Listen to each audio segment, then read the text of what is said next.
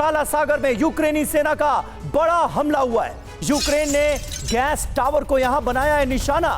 रूसी सेना के खुफिया उपकरणों को बनाया गया है निशाना। यूक्रेनी नेवी और आर्टिलरी का जॉइंट ऑपरेशन।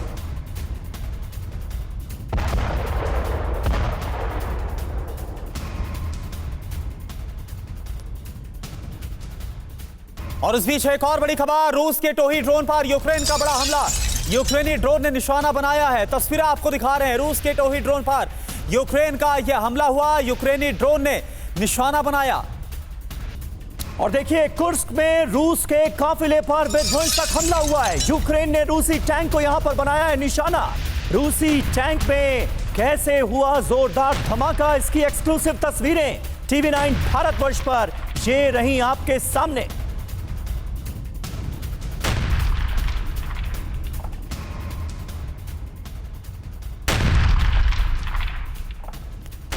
और देखिए, एक बहुत बड़ी खबर है। रूस के ऊपर एक बहुत बड़े हमले को यूक्रेन की तरफ से अंजाम दिया गया। रूस के 3 एयरबेस पर बड़ा हमला। यूक्रेन ने बैलिस्टिक मिसाइल से 3 एयरबेस पर बड़े हमले को अंजाम दिया गया। तस्वीर आपको हम दिखा रहे हैं। हमले के बाद जोरदार धमाका होता है। तस्वीरें कैप्चर हुई हैं। हमले में भारी नुकसान की खबर है।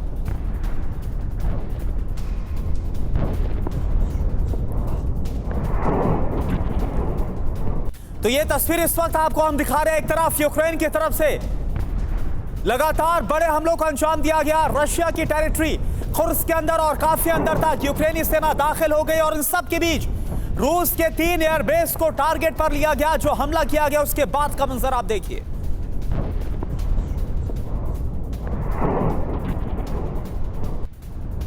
तो देखिए, बड़ी खबर इस वक्त आपके सामने है। जो अहम तस्वीरें सामने आई हैं उनको देखने के बाद पहला सवाल जहन में यही आता है कि आखिर ये मुमकिन कैसे हुआ। यूक्रेन रूस के अंदर घुसकर उनके 3 एयरबेस को निशाना बना लेगा, ये तो किसी ने अब तक सोचा नहीं था, लेकिन ऐसा हो गया है। रूस यूक्रेन जंग लगातार और विध्वंसक होती नजर आ रही है। ये 4 तस्वीरें इस वक्त आपके सामने हैं जो आप मेरे इर्द गिर्द देख सकते हैं। कैसे रूसी फाइटर सुखोई 30 SM और सुखोई 35S अब यूक्रेन के इस बड़े हमले के बाद एक्शन में नजर आ रहे हैं। Ka-52 हेलीकॉप्टर का भी एक्शन नजर आ रहा है। और साथ ही रूस के ड्रोन और टैंक यूनिट लगातार इस वक्त यूक्रेनी फोर्सेस के खिलाफ हमलावर हैं, क्योंकि कुर्स्क में यूक्रेन ने रूस को चैलेंज कर दिया है। रूसी जो यूक्रेनी फोर्सेस है वो अंदर दाखिल हो गई, इस बात का दावा किया जा रहा है। और इसके अलावा मिडिल ईस्ट में युद्ध नया मोड़ लेता हुआ नजर आ रहा है। यह खबर भी हम आपको दिखाएंगे। जी हाँ, तो क्या अब रूस करेगा? व्लादिमीर पुतिन का अगला कदम क्या होगा? यह अपने आप में बड़ा सवाल है। अब पुतिन क्या करेंगे? परमाणु हमला, इसकी आशंका निश्चित तौर पर बढ़ती हुई नजर आ रही है, क्योंकि बहुत बड़ा जख्म दिया गया है रूस को। अब पुतिन क्या करेंगे? रूस के 3 एयरबेस पर एक साथ हमला कर दिया यूक्रेन ने। यह बहुत बड़ा हमला था। यूक्रेन ने बैलिस्टिक मिसाइल से इन हमलों को दिया है अंजाम। जानकारों को शक, हमले में छोटा परमाणु हथियार इस्तेमाल किया गया, यानी परमाणु हथियारों के इस्तेमाल की जानकारी भी अब सामने आ रही है। हालांकि यूक्रेन ने अभी तक हमले की जिम्मेदारी नहीं ली है। यह नहीं कहा है कि उसने इन हमलों को अंजाम दिया। और देखिए हुआ क्या है। ज़ेलेंस्की ने दरअसल गंभीर परिणाम भुगतने की धमकी दी थी। सवाल यह उठता है क्या उसी के बाद कुर्स्क पर इस बड़े हमले को अंजाम दिया गया? लेकिन सवाल यह है कि अब आक्रोशित और आग बबूला व्लादिमीर पुतिन क्या करने वाले हैं? कब्जे के बाद कुर्स्क में जमी है यूक्रेनी फौज। ये जो इस वक्त की जानकारी, और कहां तक दाखिल हो गई यूक्रेनी फौज? 28 किलोमीटर के इलाके में अभी तक यूक्रेन का कब्जा हो गया। यानी जो सोचा नहीं था कभी भी कल्पना में, वो हो गया है। नया मोड़ आ चुका है युद्ध में। पिछले 4 दिन की बात करें, व्लादिमीर पुतिन कुछ भी नहीं कर पाए, और यही वजह है कि उनकी सेना के ऊपर जो नाराजगी है वो भी समीर सामने आई है। जी हां, कुर्स्क पर कब्जे के लिए रूसी हमलों का सिलसिला अभी भी जारी है। क्या अब परमाणु अटैक ही एक रास्ता बचा है पुतिन के सामने। क्या इसकी आशंका बढ़ती हुई नजर आ रही है? यह बहुत अहम सवाल है जो आपके सामने यहां पर ब्लिंक कर रहा है। हमारे साथ तमाम खास मेहमान मौजूद हैं। संजय भारद्वाज साहब हमारे साथ मौजूद हैं, विदेश मामलों के जानकार। एयर मार्शल राजेश कुमार जी हमारे साथ मौजूद हैं। ब्रिगेडियर संदीप थापर भी हमारे साथ जुड़ चुके हैं। सबसे पहले थापर साहब, मैं आपसे जानना चाहूंगा, यह तो किसी ने सोचा नहीं था कि यूक्रेन इतनी बड़ी हरकत को अंजाम देगा, इतने बड़े हमले अंजाम दिए जा सकेंगे, वो भी रूस की सीमा के अंदर घुसकर। उनके 3 एयरबेस को बनाया गया है निशाना। रूस के पास अब ऑप्शन बचा क्या है?